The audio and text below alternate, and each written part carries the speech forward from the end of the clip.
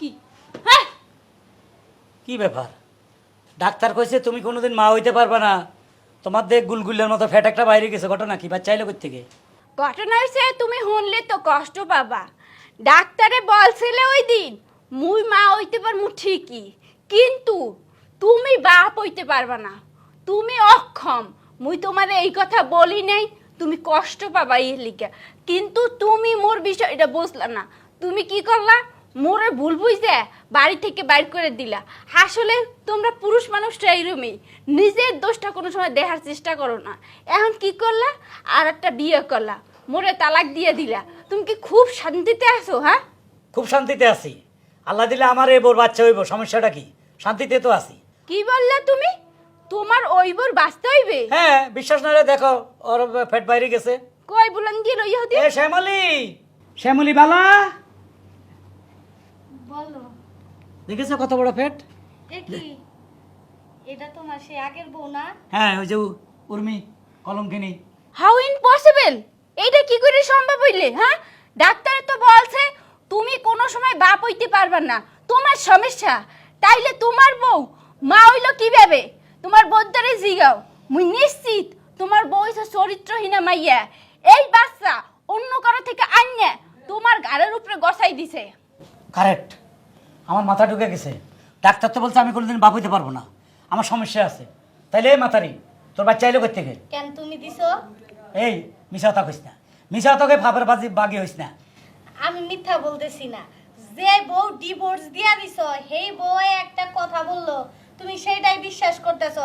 একজনে বললো যে তোমার কান চিলে নিয়ে গেছে, কানে হাত দিয়ে দেখবা না, চিলের পিছনে দৌড় দিবা। না, কানে হাত দিছি, কান ঠিকই আছে, কারণ ওর কথা রাইট। ডাক্তার তো আমাকে বলেছে যে আপনি কোনোদিন বাপ হইতে পারবেন না, তাইলে তুমি মা হইলে কিভাবে? শুনো, একটা মানুষ তোমার আইসা বললো যে ভাই আপনার কান চিলে নিয়ে গেছে, তুমি কানে হাত দিয়ে দেখবা না, চিলের পিছনে দৌড় দিবা। কানে হাত দিয়ে দেখছি, ও যা বলছে রাইট। কারণ ডাক্তার বলছে আমি বাচ্চার বাপ হইতে পারব না, ওরা তো বলে নাই, তাহলে ও বাচ্চার মা হইলো কিভাবে? তারও তো প্রেগনেন্ট। তাহলে তুমি যদি আমি বাচ্চার বাপে না হইতে পারি, তাহলে তুমি প্রেগনেন্ট হইলে কিভাবে? শুনো, সত্য কখনো চাপা থাকে না। আমি সত্যি বলতাছি, ও মিথ্যা বলতেছে। কাল নাগিনি নিজে তো সংসার করতে পারে নাই, আইসা আরেকটা মেয়ের সংসার ভাঙতে। আহা গো, মোর আর একটা মাইয়ের সংসার ভাঙার কোনোই কারণ নাই, কারণ মোর আরেক জায়গায় বিয়ে হইয়া গেছে। তোমার চাইতেও ভালো জায়গায় মোর বিয়ে হইছে, বুঝছো? এই যে স্বামী পাইয়া গেছে। এখন ঘটনা হইছে, তোমার মুই ভালোবাসতাম, তোমার লাগে মোর একটা সম্পর্ক ছিল। এখন তোমার ভালোর লেগে মুই যখন শুনছি যে তোমার বউ প্রেগনেন্ট, মুই তো অবাক হইয়া গেছি। কি ব্যাপার, কাহিনী কি? ডাক্তার তো বলছে যে তুমি বাপ হইতে পারবা না, তাহলে তোমার বউ প্রেগনেন্ট হলো কিভাবে? তাহলে নিশ্চিত অন্য লোকে দেখাম গুকাম করে আনিয়া তোমার দ্বারা দিছে। এই লেগে তোমার বাসা নিয়ে লেগে তোমার সমস্ত সব কার কিছু লগে আগাম কুকাম করছস? শুনো, ও একটা কাল নাগিনি, ওর কথা তুমি বিশ্বাস কইরো না। ওর কথায় বিশ্বাস করুন, তুই এখনো সুরসুর করে আমার কথায় বাইরে যাবি, এখন বাইরে যাবি। তোমার সন্তান আমার গর্মে। এই জন্য তালাকটা দিচ্ছি না, তুই তোর বাপের কাছে যা। আমার মাথা কথা বাচ্চা কালা ক্লিয়ার হলে আমি তালাক দিব, যা। শুনো, পরে কিন্তু ভুল বুঝতে পারো। আরে কোনো ভুল টুল নাই, এ যা বলছে তার রাইট, তুই get out, get out. Right না, তুমি আমার কথা শুনো। ও আইসে আমাদের সুখে থাকতে দিব না। তুই যাবি না, আমি অনেক তালাক দিয়ে দিম এই অবস্থায়। আচ্ছা ঠিক আছে, যা তোর বাপের বাড়ি যা। আমি যাইতাছি, কিন্তু পরে যেন আবার ভুল বুঝে আমার কাছে যাও না। যাবো না, মাথা খারাপ, গেট আউট। পরে পস্তাইও না। পাঁচ খাবো না, আপনি যান। তুমি ভুল রে স্বীকৃতি দিতেছো, সত্য রে না। হ্যাঁ, কেমন হাচার মা গো, ও হাচার মা। হ্যাঁ, ও শ্যামলি বালা, আপনি কত বালা, কচুন বাচ্চা লই আইছেন, আমার দিবেন জ্বালা। একদিন পর তুমি ভালো একটা সিদ্ধান্ত নিছো। জি। যাক, তোমার উপকার করতে পারিয়া মোর খুব ভালো লাগতেছে। তোমার মেন্টালিটি এখন অনেকটাই দুর্বল হয়ে যাইতেছে, তুমি অনেক কষ্ট পাইছো, ভাঙ্গে পড়ছো, বুঝতে পারতেছি। তোমার এখন একটু একা থাকা দরকার, তুমি এখন একটু রেস্ট নাও, পরে আবার তোমার সঙ্গে দেখা হবে কিছুক্ষণ পরে। সুখে থাকো, দোয়া করবা। যাই। এনে গরম লাগতেছে, একটু বিল্ডিংয়ের সামনে বসি। এই দুই মাথারই তো মাথা খারাপ করে দিছে আমারে। ও শান্তি রে শান্তি, আমার কপালে মনে শান্তি নাই, বারবার প্রতারিত হচ্ছি। প্রথম বিবি আমার লগে গাদ্দারি করলো, চলে গেল, খেদাই দিলাম, বাচ্চা হবে না এই সেই। লাস্টে ছোটো বিবির বিয়ে করলাম, মনে করলাম সে ভালো, সে কি করলো, আরেকবারের বাচ্চা নিয়ে আমার ঘরে আইসা আরামসে ঘুরাফিরা করতেছে। যাক, প্রথম বিবি যদিও আমার শত্রু হোক, আইসা ভুলটা ভাঙাই দিছে। কত বড় সাহস, কার অবৈধ সন্তান আনি তুই আমার ঘাড়ের উপরে চাপাই দিছস, কস এটা আমার বাচ্চা। হায় রে, কেডা আবার কি ব্যাপার তুমি আইলেম তোমার দুরবস্থার দেহার লিগে তুমি কতটা লাঞ্ছনা গঞ্জনার মধ্যে আছো। দেখবা তো কি ব্যাপার তুমি না প্রেগনেন্ট তোমার পেটে বাচ্চা কোথায় খালাস হইয়া গেছে। এ কয় ঘন্টার মধ্যে খালাস হয়ে গেছে হ্যাঁ এখন ঘটনা হয়েছে কি মোর পেটে তো কোনো বাচ্চাই আসিল না। কি তুমি না কইলা তোমার পেটে বাচ্চা তুমি আরেকটা বিবাহ বসেছো মিথ্যে বলছি, ছোট একটা প্ল্যান করছি। ঘটনা হয়েছে তুমি মোরে অনেক কষ্ট দিছো।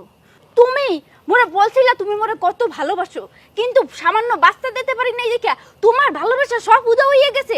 এই এর লিগে মই প্ল্যান করছি মোরে তুমি যে কষ্ট দিছো সেই কষ্ট মই তোমারে দিছি।